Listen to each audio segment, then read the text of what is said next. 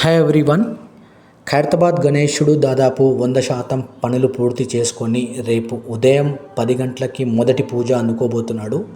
ఈసారి ఖైరతాబాద్ గణనాథుడు 69 ఫీట్లు ఉండబోతున్నాడు. 1950 1 ఫీట్తో మొదలైన ఖైరతాబాద్ గణనాథుడు దాదాపు 70 ఫీట్లు 71 ఫీట్ల వరకు చేరుకొని ఆ తర్వాత 69 ఫీట్లకి ఈ ప్రజెంట్ ఉండబోతున్నాడు. ఈసారి ఖైరతాబాద్ గణనాథునికి నామకరణము విశ్వశాంతి అనే నామకరణం చేయడం జరిగింది. విశ్వశాంతి నామకరణం ఏమిటంటే దాని వెనకాల కథ ఏంటంటే, ఏదైతే పహల్గామ్ ఘటనలో చాలామంది ప్రాణాలు పోయిన తర్వాత ఒకటేసారి ఇండియా మొత్తము ఒకటేసారి ఉలికి పడింది.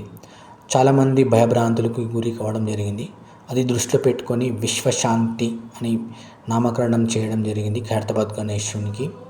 విశ్వశాంతి అంటే ప్రజలందరూ సుఖ సంతోషాలతో ఉండాలి, ఎలాంటి ఆపదలు కూడా వాళ్ళకి రావద్దు, ఎలాంటి భయాందోళనలు కూడా వాళ్ళకి చెందొద్దని, అందరూ శాంతంగా ఉండాలని ఈ విశ్వశాంతి అనే నామకరణం చేయడం జరిగింది.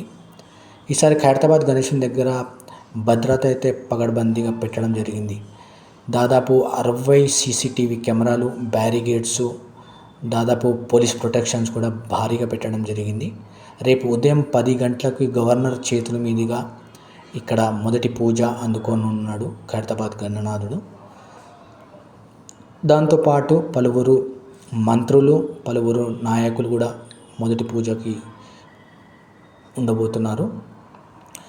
దాంతోపాటు ఇక్కడ కొన్ని లక్షల మంది రావడానికి ఏర్పాట్లు కూడా చేయడం జరిగింది.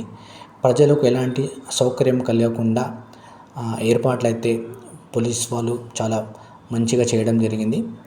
ఎలాంటి అవాంఛనీయ ఘటనలు జరగకుండా ముందే అన్ని 60 సీసీటీవీ కెమెరాలు పెట్టేసి వాటిని రెగ్యులర్గా కంటిన్యూగా మానిటర్ చేసుకొని కొంతమంది ఆఫీసర్స్ కూడా వాళ్ళు ఏర్పాటు చేశారు.